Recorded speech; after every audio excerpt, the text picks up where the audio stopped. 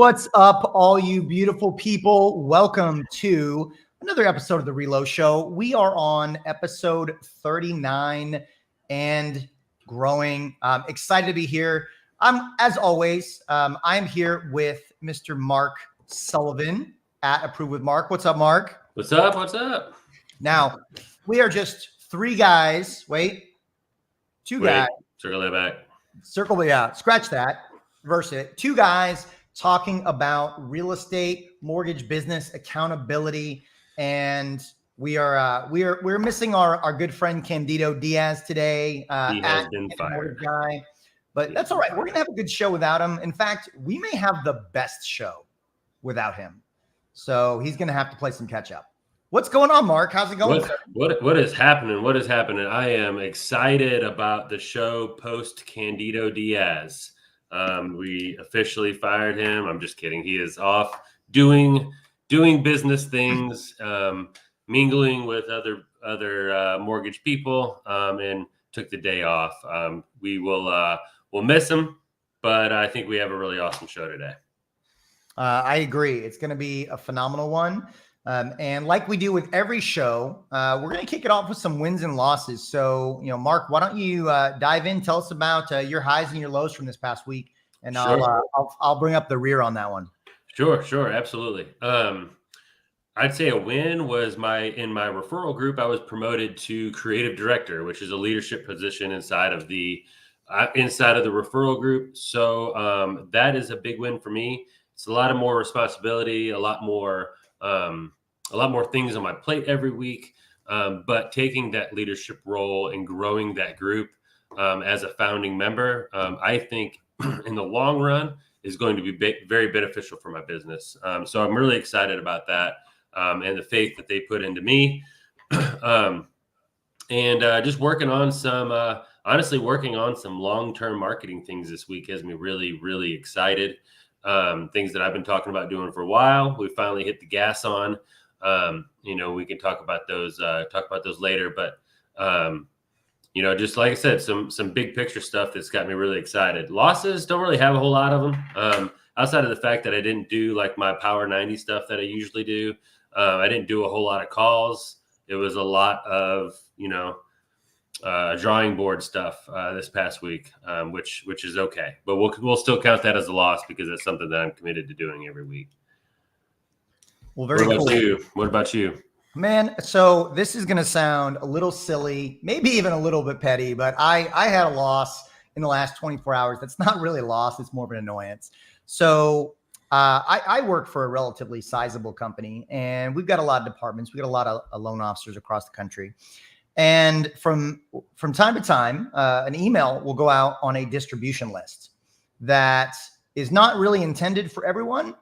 And yet everyone on the distribution list decides to reply all. Yeah. And most of the time it's like, reply all, please remove me from this list. And then the next person is like, reply all, same Z's. And then the next person is the same thing. So I got, 40 emails this morning. Like there's somebody just sitting in the background recording everybody that doesn't want to be on the thread and removing them from it. Yeah, so we'll call that a loss because it was kind of an annoyance in my day. Now, before the show, Mark, I got to give it to you. Maybe this might be my win, but you mentioned a little hack that I got to be honest, I wasn't aware of, that I can, I guess, right click or something along those lines and hit ignore. Yeah, and it will ignore the entire thread. So.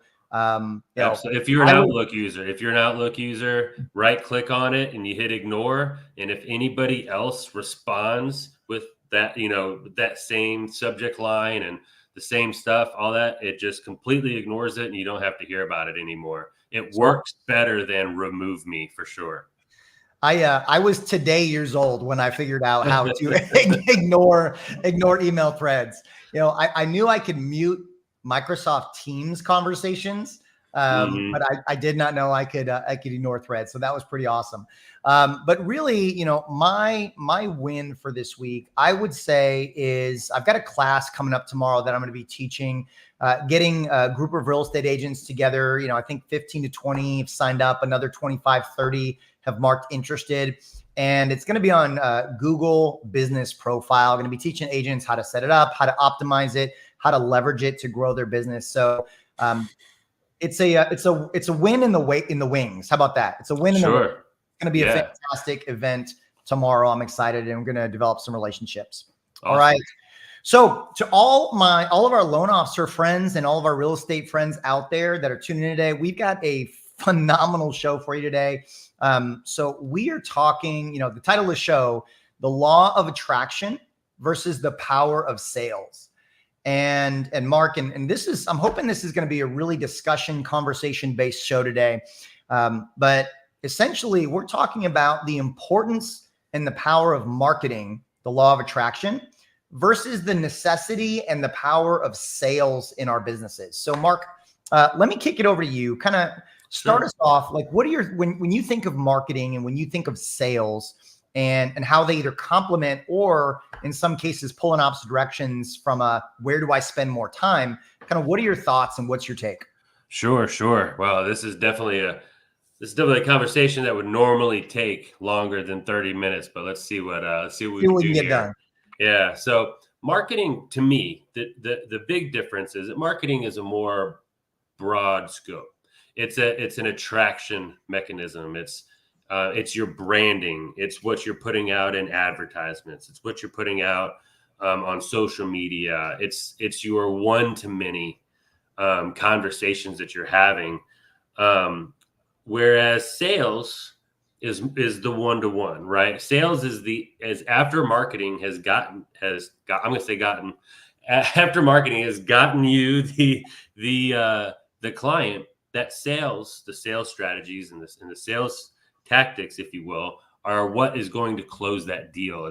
What is going to separate you from the other salesmen that attracted that client by their marketing. But it sets up a sale too, right? It's not just, hey, I'm a mortgage guy, right? They come in with a certain expectation that's set up by your marketing. And that's that's a very broad, scope that I just used there, but it's, I think it sums it up really well. What do you think? Yeah, so I'm in the same boat to a good degree. Sales and marketing are very complementary. But I think to kind of what I've learned over time is all of the great marketing in the world, I could be the best marketer in the world, but if I don't have the sales to turn the people that I'm attracting with my marketing, if I don't have the sales knowledge, skill, comprehension to convert those people, then all the marketing in the world, regardless of how good it is probably not going to drive my business forward. At the same time, you could make the argument that no matter how good you are at sales, if you can't attract the people to get to the point of sale, right, the sales conversation, then it doesn't really matter how good you are at sales, right? I tell people all the time, I could be the best loan originator on the planet, but if nobody knows about it, then it doesn't really matter. And so I think it's a constant back and forth battle as far as which is more important, the sales or the marketing. And I don't know, like I kind of lean towards it really needs to be a very 50-50 complementary relationship between those two.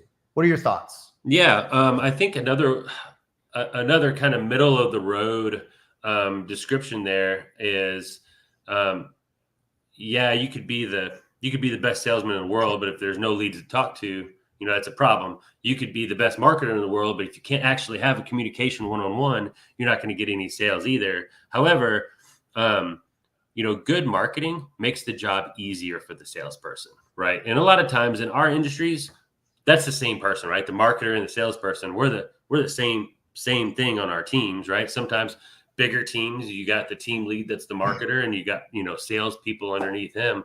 But a lot of times it's the same person. And if you set it up with great marketing, person comes in and you stay on brand, right? It's the same message from the salesperson that they got from the marketer. It makes the salesman's job million times easier. They don't have to resell it. Whereas bad marketing, even if it got the client in, it would take a better salesperson to overcome the low expectations that are brought in by the client, right? But yeah, for sure. Now I'm off base. Let me ask you this. Now I'm off track. Let me let me ask you this. Okay. So in our industry, both on the mortgage side and real estate agents, like how much focus do you feel actually gets put on the sales part? Like having sales conversations, dialing in the sales process, having very intentional scripting, sales scripting around our processes and our systems when interacting with clients, with real estate agents. Like how much focus do you think actually gets put on that in our industry? In our industry is very low. Wouldn't like in our both real estate and mortgage. I think industry wide, obviously there's some that aren't like this, but it's welcome. Here's a chair. Here's a phone and a chair. Go figure it out. A lot of times in our industry, whereas a lot of places go really in depth of training. There's still a lot of the training that you see out there is about marketing. It's about attracting the client, but it's not about, when you're talking to the client, creating a game plan for them, showing them, the value add that you bring, not your company, not a conventional loan, the value that you bring and why you're the best option to get them to the finish line, right? Most people already know they qualify for a loan. If they qualify for a loan, or they already know that they do qualify or they don't qualify. But what makes you different? What makes Mark Sullivan better than Sean Richard? Right. We don't have enough time for all that. Right. But it's just an example. The list is exhaustive. It really is. It really is. But I think that's a big thing. And I think in our industry, it's a low focus. And I think it's the ones that really succeed can have this conversation with anybody. They can immediately define value, and they can immediately show the prospect why their product is the best product for them moving forward. Well, and not to beat a dead horse or re-bludgeon us with what we've been bludgeoned with over the last few months, but let's take just a quick example from the NAR settlement, right? And anyone who would listen, I've talked to before about the two most critical skills that I believe real estate agents, more particularly buyer's agents, right, are going to have to hone and sharpen their axe on is the skill of having difficult conversations and the skill of negotiating. And really, when you break it down, that's just a sales conversation, right? Both of those are just sales conversations.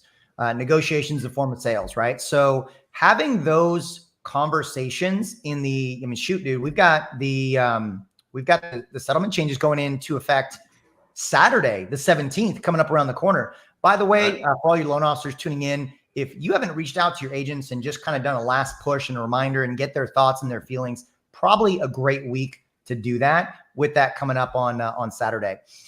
So having those sales conversations around being able to articulate our value, whether you're a loan originator like the two of us, whether you're a real estate agent, being able to articulate our value beyond just I provide better service or I take better care of my clients. Great. Everyone in our industry is going to say that. Mm-hmm. So we've got to be able to articulate it beyond those words. Okay, what does that mean? What does that look like? What questions, personally, I believe that a phenomenal sales conversation is really circled around questions and asking powerful, impactful questions to truly understand our clients' needs, goals, wants, pain points, desires. And once we understand those, then we can go from powerful question sales into advisory sales and creating solutions for all of those pieces that we just uncovered. What's your, when it comes to the sales aspect, Mark, like what's your focal point in your business? Mm-hmm. And I think, at running the risk of agreeing with you again, because it's a streak that's got to end. We got to chalk this episode up to history. It's amazing. But it's, Yeah, you have to ask questions. It's in my opinion, it's finding out the client's why, finding out why they're talking to you, finding out why it is that they're applying for a loan, or why it is that they're looking for a new house. And once you get those things established, once you figure out what their why is, it's really easy because they've already told you exactly what they want and exactly what they need, and all you have to do is deliver it as the expert. And all you have to do is show them, make them believe, or make them understand that what you have in your plan is the best for the solution to their why, the solution to why they are going to buy that house. Because if they believe that you've shown them the best option for them, if that changes during the process, you're still the best one to show them a new path and show them a new why, or problem solve, potential issues that arise in the process. And you're going to differentiate yourself because nobody asks the questions. Everybody asks what's on the application. Cool. You get an FHA loan. Cool. You get a conventional loan. And then they just show them the information, and everybody has the same worksheets and everybody has the same information. But if you established that you put something in front of them because of how they answered your specific questions, you don't compete anymore. And that's what a salesperson's job is to make it you versus nobody. Well, and we're not selling, and we're not selling the home. We're not selling the loan, right? We're selling Right. ourselves. Sure. We're in the business of selling ourselves. And, and many of you have probably heard this before, but people make decisions with emotion and then justify with logic. And so the sales conversation is creating the conversation, an intentional conversation around the emotional component first, in my opinion. If whether it's buyer agent compensation, whether it's origination fees on a loan, it really isn't, or I should say, it's very rarely about the money, right? If we're all about the money, then people would go get their coffee from McDonald's for 99 cents on a daily basis instead of go pay $5-6 at Starbucks. Add that up over the course of the year. You're talking, hundreds, possibly thousands of dollars more for a cup of coffee. But, why do people go to Starbucks? For some, it might be, they feel like there's a heightened sense of status when they go to Starbucks. For others, maybe they like the ambiance, right? A little bit different ambiance in Starbucks than in McDonald's, right? Maybe it's the ability to network. Maybe the demographic that goes to Starbucks or their favorite Starbucks going to be different than who they would run into in their local McDonald's. And so it's not about the price. Otherwise, all of these luxury costed brands out there would have no business. And if we make it about the price, then our clients are going to make it about the price. And so being able to, Mark, kind of you hit the nail on the head. I would say sales is, in our industry, especially in real estate, is how to uncommoditize ourselves. Yeah, 100%. In a world that's, that's making us a commodity more and more as the years go on. Real estate agents are under the same attack, right? And they have been for years. It's not just the settlements. Like, real estate agents have been under attack since that company that rhymes with Philo started encroaching in and taking away their ability to market, right? And again, going full circle, we talked a lot about sales, but marketing sets up all of that stuff. Marketing is what you do to your sphere of influence. Marketing is that Facebook post. Marketing is that Facebook ad. Marketing is that black email to your database. Honestly, marketing is a lot of things. Marketing is how you conduct yourself in public. Marketing is how you look and how you conduct yourself at networking functions.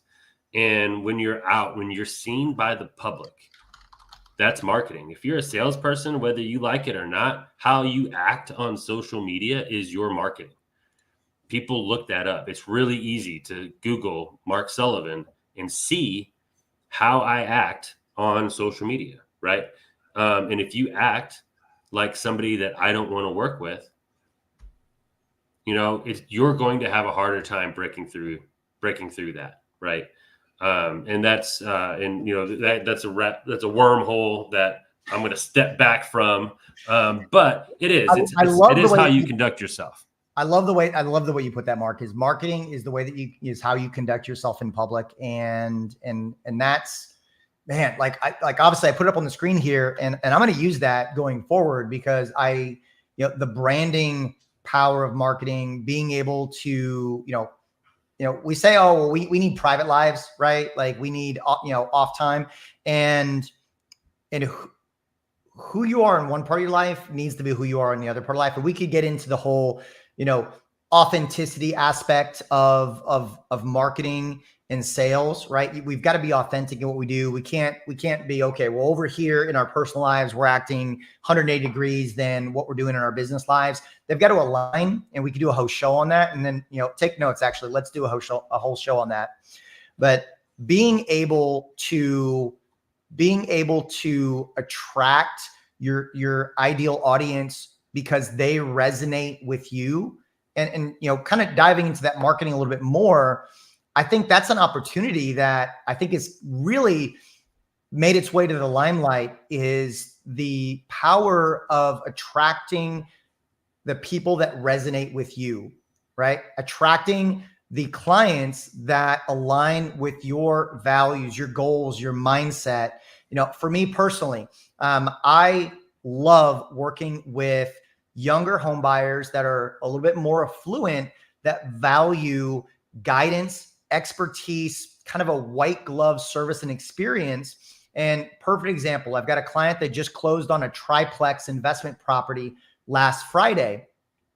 We had several conversations throughout his purchase process about his long-term investment goals and plans, and how this first piece of the puzzle could play out over time and create a real estate empire for him.